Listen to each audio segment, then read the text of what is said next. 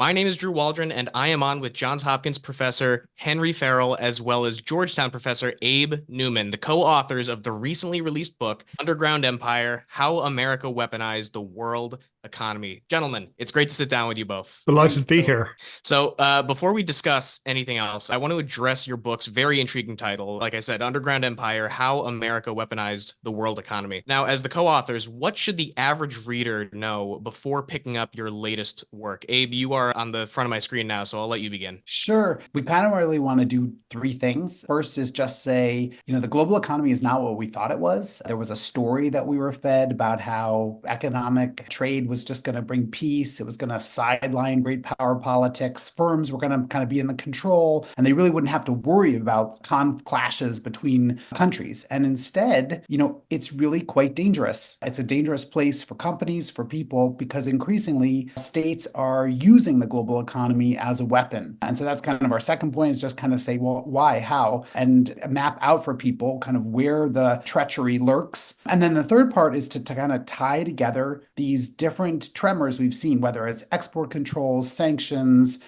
surveillance, these different headlines that are in the newspaper, and say they're actually connected. And we can help you make sense of that world and also prepare for it. And what I'd add to that is to say that business really needs to be aware of geopolitics in a way that it hasn't been in the past. For decades, people used to just be able to think, well, we lived in a world where governments did certain kinds of things, but they mostly kept out of the things that business saw as being its own purview. And now we're in a world where suddenly all of these ordinary processes that businesses engage in have suddenly become much, much more politicized than in the past. And the unfortunate news, I think, for business is that not only is this really happening, is it's getting politicized at a much, much higher level than ever before, but governments don't necessarily know what they're doing all the time. One of the big lessons that we have from our book is that this is not something which was a grand master plan. This instead is something where the United States stumbles into this more or less trying to do one thing after another. It has some huge problem that it needs to confront, and it reaches for these tools, and then it applies these tools, and it keeps on building and building and building.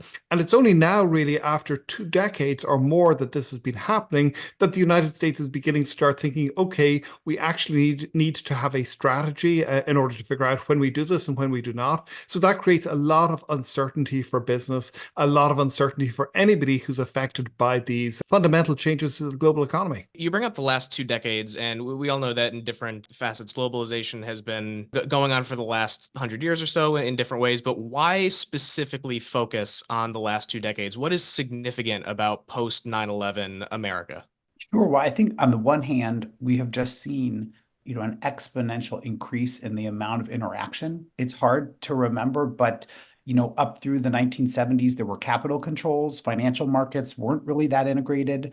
The internet, once again, it's like Google only started operating in the 1990s. And even production systems, they were largely national up through the 1990s. And so all of those things, those networks of globalization have really expanded. And, in our book, we really highlight this moment in September 11th, 2001, where the US is confronted by the fact that these networks are being used against it in a way that it had never imagined, and that the state then turns and understands that these maps, these structures, they actually create an opportunity for the government to use those networks against its adversaries. And so it turns to the networks like the SWIFT system, which is a really important part of the global banking networks, to find out about what its adversaries are doing, and then also eventually exclude people from it. And these networks become increasingly used, whether it's in the kind of the response to 9/11, but also even today in the Russia sanctions. It's a very similar set of stories.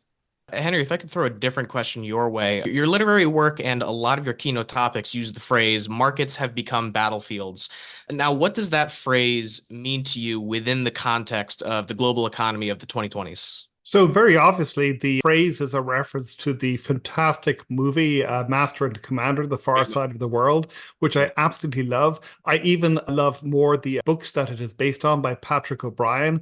And more than anything, I love the audio versions of those books, which are read by Patrick Tull, which I just recommend as being just wonderful, wonderful content. But we mean a very, very specific thing about this, which is the reason that that phrase resonates in the movie is because you don't necessarily think of oceans as having been battlefields in the way that sort of the movie portrays. You don't think about how it is that the sea is this place where you have these enormous battles in which people die, and the movie is very, very good at portraying the horror of war in a world where you can't rely on modern medicine. Now, in the same way, we're in a world where these markets, marketplaces, which people for decades have been used to as being very, very mundane places, where if you were a business, all you had to focus on was trying to figure out what your competitors were up to, trying to figure out how to bring a new product to market, trying to figure out what regulators might do or might not do. And suddenly you find yourself plunged into a much, much more treacherous world in which you may not realize it, but somewhere in the mist out there, there is a warship which is going to start firing a broadside against you. And if you are not aware of that, you may find yourself sinking in short order. And so really what we wanted to convey with that phrase was the notion that this is a fundamentally different world than the world that you thought that you're in, a world of, to extend the metaphor a little bit, peaceful maritime commerce has suddenly become a world in which privateers and men of warships can suddenly sort of come across you and can sink you to the bottom of the ocean if you are not careful. Absolutely. Abe, I'll throw this next one to you since we're talking about all the change that has come in the last couple of years economically, globally. We're not even halfway through the current decade, and we've seen a global pandemic, a rise in popularity for alternative digital currencies, and we've seen mind-blowing leaps in AI technology. Now, looking several years into the future, what factors or issues do you believe will be at the forefront of the global economic zeitgeist that might not be in our collective minds currently? And I know that you referred to this as a futurology, so please riff away. Yeah, I'm putting my futurology cap on. And so, I mean, I think on the one hand, one of the things that I'm looking at is it's much more mundane, but it's just about fragmentation. It's about, we saw so many years of things were moving to a more global, integrated kind of understanding of the world. And increasingly, I think what we're going to see is how do we manage a world, not where it's not back to a world where we have like walls and there's no interaction, but in a world where you're going to have to deal with fragmentation within globalism. And I'm just reminded recently there was this scandal around McKinsey's operation in China, and that they were, doing things that a few years ago probably most people would have thought were pretty, banal. They were giving advice to organizations about technological development. Fast forward now today, it's about a world where that's seen as that a US company is helping an adversary. And so those kinds of transformations in thinking, I think, are going to come just rapidly at us. So whether it's IT stacks that they start to separate and become regional ecologies, whether it's about markets that have a much more regional flair, all those things I think are going to be big challenges for firms, but also for societies. The second thing I think we need to think about is really ecological disruptions, places where changes in the environment are going to lead to really massive transformations for business and societies. Some of that is just going to be about nature changing, but some of it is going to be about human responses to it.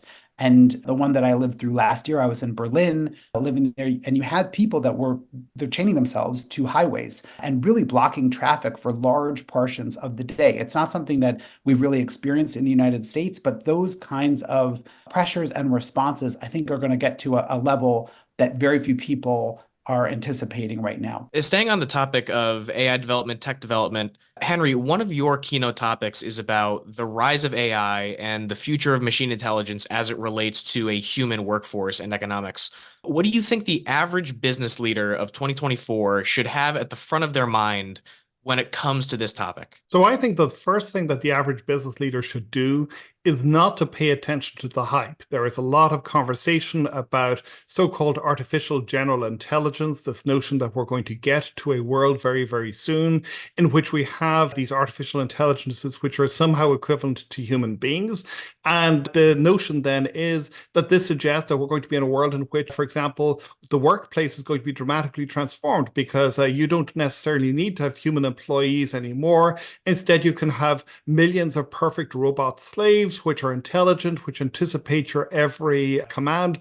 And I think this is frankly a fantasy. It may happen some decades down the line. It is not going to happen anytime soon. It is certainly not going to happen with the kinds of technologies that we see right now. Even large language models, which appear as if they can talk to you, these are just extremely intricate statistical means for extracting information from a large body of language. So they are not actually going to be intelligent in any meaningful way. So where I think business should be thinking is not about how we are going to have artificial general intelligence, which is going to replace human workers, but instead they should be seeing this as a suite of technologies which perhaps can enhance the way in which their workers can do what they want to do. So here you should think about, to use the way that economists think about the world, that these are not substitutes for human labor, they are complements for human labor. And you should think about them in the same way as you think about the suite of technologies we already have for enhancing productivity, for extracting information from complex and sometimes nearly incoherent bodies of text, bodies of video. All of these things that are very, very difficult to interrogate at the moment are going to be much, much more straightforward to interrogate in the future. So really, I think that this is a story about changes in business processes, and in particular in making the information that a business has, because businesses have massive amounts of information held in the heads of their employees, held in these massive bodies of documents, of statistics that they have, but it's very, very hard to make that information useful. And I think these technologies are going to make that information more useful, not in ways which replace employees, but in ways which make those employees better able to do what they want to do for their work. I hope so, and I hope that AI doesn't take the positions of interviewers. I'm hoping that I'm safe from that role. You're safe for this month, I think, Drew. I hope so. I hope so. Abe, to jump to one of your specific keynote topics, you speak about building a sustainable digital economy during the digital revolution, one where there's a common agreement between industry, governments, and consumers. Now, what do you believe that looks like domestically, both in 2024 and beyond? Sorry to throw futurology in there again, but why not? No problem. I mean, so I view this as that we're in kind of the very early phases of a new industrial revolution, one where information is really at the center. If you think about past industrial revolutions, which were either about labor or manufacturing, and the first cut that has been taken largely by business is one that focuses on extraction. It's about seeing data as something that you should collect as much as possible, and then you should try to monetize it as quickly as possible. And you get, I think it's, what I would say is like the data mining perspective. It's, it's a resource. It should be mined and should be used as quickly as possible and generate profits quickly. But the problem is that is producing basically a lot of clutter. It's increasingly turning people off from the systems that we created. There's an expression which I love, which is the enshittification of the internet, which is basically, companies that used to provide good services increasingly are filled with bots that are creating reviews that aren't even real. And that kind of world is one that then leaves the consumer not even understanding how are they supposed to use these things anymore. You get algorithm suggestions that don't make sense. They're not feeding your interests. And ultimately, I think it's going to collapse the ecosystem. And so what I think we need a different perspective, one where it's less about extraction and one more that's about stewardship. It's about seeing data not as something that just should be exploited as quickly as possible, but that we should focus on how it can be used productively and sustainably in a way that then it'll both the consumers will be brought along for the long term, but also that governments don't intervene in a way that could really crash the economy. And I think that there's a lot of lessons that we can learn from earlier industrial revolutions where governments, businesses, and consumers got together and said, okay, you need something like the welfare state, or you need something like consumer protection rules, things that can create a sustainable market that then lives on, produces benefits for society, and also prevents kind of harsh crackdowns that could really stymie innovation. Gentlemen, it's been great interviewing you over the last 20 minutes or so. I wanted to save this question to the end. What initially led each of you into your respective areas of expertise? Henry, I'll let you take this one first. So I'm from Ireland originally, and I began by getting interested in technology in the early 1990s when the internet was beginning to get going. And at one stage, I nearly jumped ship and thought, okay, I want to go to Silicon Valley and I want to figure out what is happening there. And then I figured, well, my skills were probably more the skills of somebody who studies and who thinks about this stuff than somebody who actually builds it. But ever since then, I've been fascinated by information, and in particular in the relationship between information technology and politics. So this has gone in a variety of different directions. Abe and I, for example, have collaborated a lot, thinking about privacy, thinking more recently about the weaponization of the world economy, as we discussed at the beginning of the interview.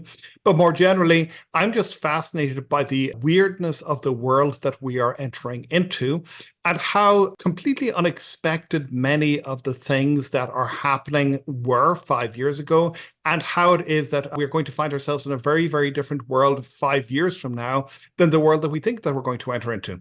And so I find that a lot of the debate around AI, for example, is really driven by the kinds of science fiction that I was reading in the early 1990s. If you see the debates about AI, they are building on science fiction novels and articles by people like Werner Vinge, who is a famous science fiction author, which really set the terms of the debate.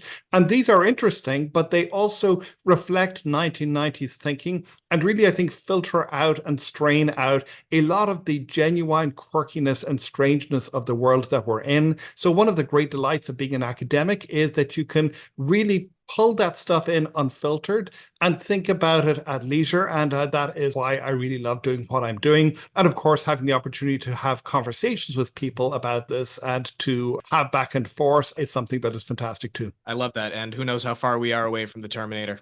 Abe, I'd love to hear your answer.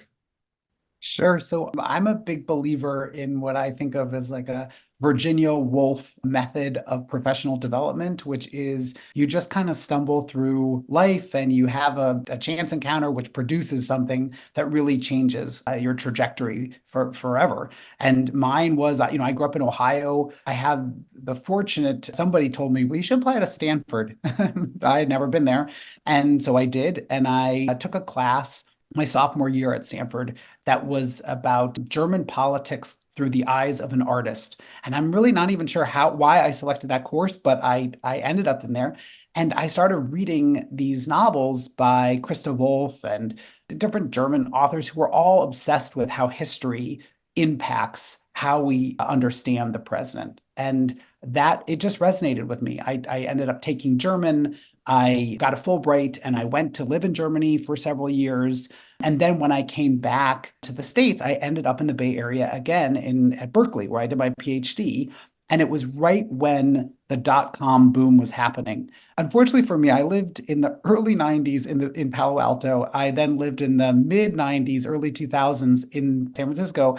I never once made a cent off of any IT company. I have all these friends who are like, oh yeah, I'm going to work for Google. And I was like, well, what's that? But anyway, I took this passion about thinking about how history informs the present and thinking about how the places where we live, the context, helps us understand the world. And I was living through these moments where technology was really disrupting politics. It was opening up conversations that had really been settled, for a long time. We hadn't been thinking about privacy or free speech or the way that communication could be a weapon by saying this. These weren't really the heart of where the conversations are. And I think Henry and my work really shows how these things that have been taken for granted, these very arcane infrastructures, the plumbing of the international economy, whether it's the internet or finance, that they really are the site of huge conflicts in our societies. And whether you think about what's happening around TikTok right now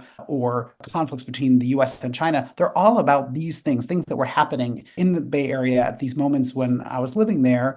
And that they're really being structured. The fight is being structured by our own histories. And so we have to understand that, not just to understand how politics is going to play out, but also how these markets will evolve. And so I love thinking about that, working in this space and having conversations with people who are thinking really seriously about how do we keep these things on the rails so that we don't end up in some bad place. That is fascinating, Abe, and I'm glad you were able to have those conversations. I'm glad that I was able to have this conversation with you guys. I think you're both incredibly intelligent and very fascinating.